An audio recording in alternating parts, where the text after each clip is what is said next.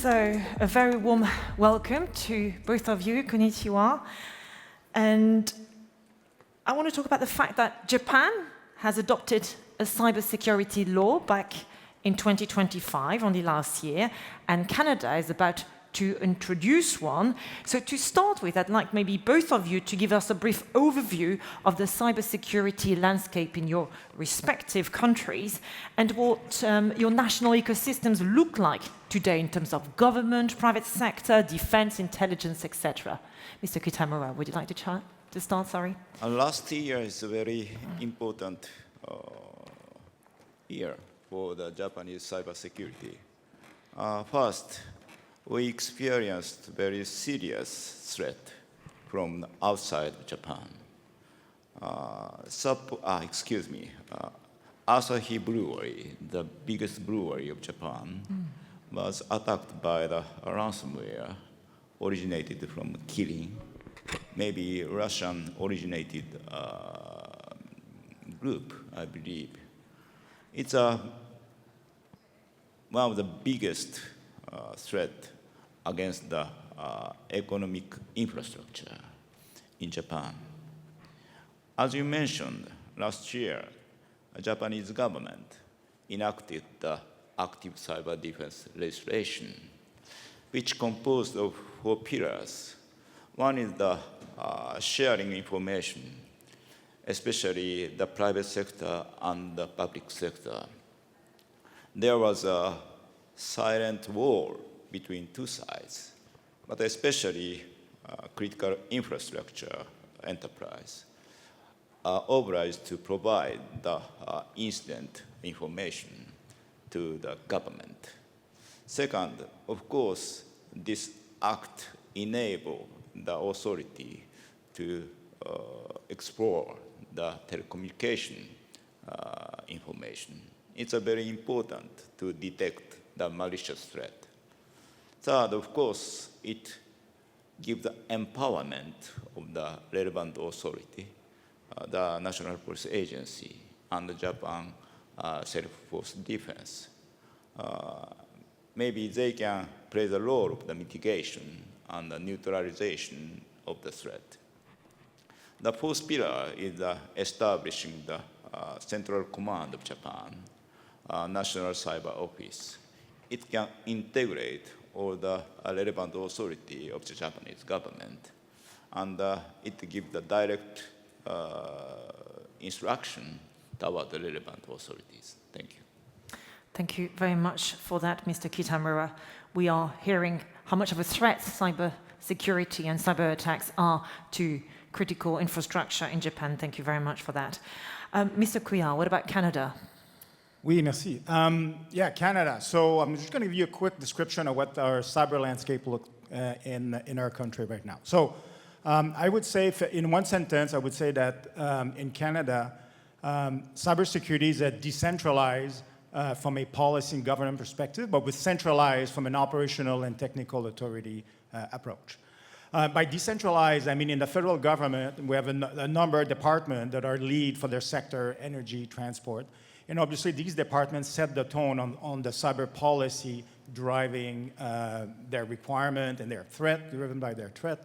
And at the same time, also when they make a contribution to the national cyber strategy perspective.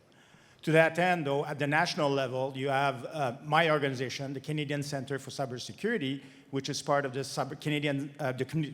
too many C's in our acronym in Canada, part of the Communication Security Establishment, is the national authority for technical and operational activity in peacetime. So what does that mean? We at CSE have 3 functions.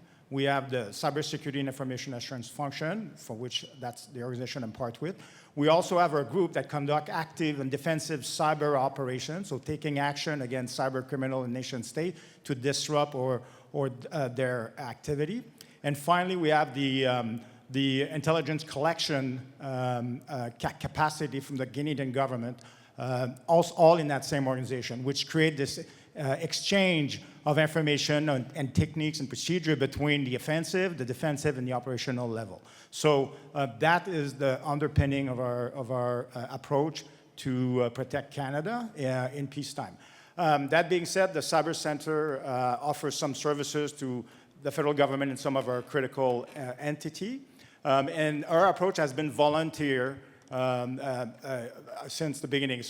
But that was one of the biggest gaps that we have to deal with right now. But this is being addressed now by a new cyber legislation that's being passed in Canada that will, and the legislation is fairly similar to NIS2, but that will set a mandatory requirement to 4 sectors, information communication technology, finance, transport, and energy, that will create mandatory requirement to share, declare incident to the Cyber Center, and will also provide government authority to set direction, give direction to these potentially designated or affected entity to take action, either removing equipment, removing technology, or adding technology mandated by the government. I'd like to talk about the role of international cooperation now, because we've heard it time and time over again this afternoon, including from the head of cybersecurity at Interpol. International cooperation is crucial when it comes to cybersecurity. So Canada and Japan are both members of the G7. You're both key strategic partners of Europe, and you're both very deeply involved in international intelligence and security cooperation. You've got the Five Eyes Alliance with Canada, cooperation frameworks between Japan and Western partners, etc. And in fact, Canada and Japan also signed an equipment and technology transfer agreement, an ETA, as recently as January. So can you tell us more about the role of international cooperation today between your countries and various partners? I think the cyber attack is crossing the border. Therefore, the international operation is so important. I like to point out 2 issues. One is the AI changed the cybersecurity landscape. It can accelerate the rapidity of the attack in producing the malware, and at the same time, lateral movement. I think it's a very important point to reinforce the international cooperation. Secondly, it's so important we have shared the common platform for the training. From time to time, it not be done, but in our territory also, the participant of the cybersecurity is multiple: central government, local government, and private sectors. From the viewpoint of the international viewpoint, we must do the same thing. It has already done based on the developed cyber range. I think such kind of attempt must be done in the international sphere. Thank you. A common platform for training, that makes total sense indeed. Thank you. Mr. Kuya, international cooperation, Canada, how are you working with partners to develop your cybersecurity resilience? So absolutely. So international cooperation has been the bedrock and the foundation of Canada's approach to cyber defense. It started in World War II and hasn't stopped since then. So you mentioned the Five Eyes. Obviously, that's a foundational alliance, but I know G7, NATO, we're part of an Indo-Pacific alliance called PACSON. Our recent agreement with the Japanese government is an example of a bilateral approach to this, but also just a few weeks ago, Canada signed an Arctic defense agreement, not defense agreement, but a partnership with some like-minded country from Europe. I know that share an Arctic the reality. So fundamental to our part, I mean, the threat is global, so the response needs to be global. And also for us, what's interesting is, what's really important is since the threat is global, we need to diversify. One of the key risks is the supply chain that's been mentioned many times today.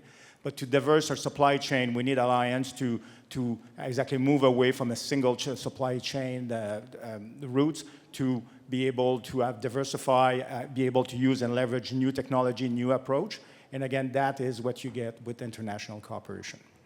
Okay, so very briefly, some exciting news. I mentioned them in my introduction. Japan is to host the INCYBER Summit this autumn, and Canada will also be hosting an inaugural edition in December this year. What can we expect? I believe this summit must treat with the use of the AI technology, because AI is used by our challengers and malicious persons. But at the same time, the AI must be used for the cybersecurity. AI gives us speed of the defense, and the cyber range verify this speed, and the humans govern this system. I think three issues must be discussed seriously next autumn in Cyber Forum in Japan. Thank you. So for Canada, what you can expect is some cold weather and snow in early December, so you can bet on that. Surprise, surprise. Exactly. But so more seriously, so we're happy to host you in the National Capital Region on early December. Really the focus will be, now the team is forging together and focusing on cybersecurity and artificial intelligence and digital resilience. So what you can expect really is that combination of operational solution, policymaker, and expert in the cybersecurity field to be able to tackle those issues together and try to find a path forward to tackle the cybersecurity challenge.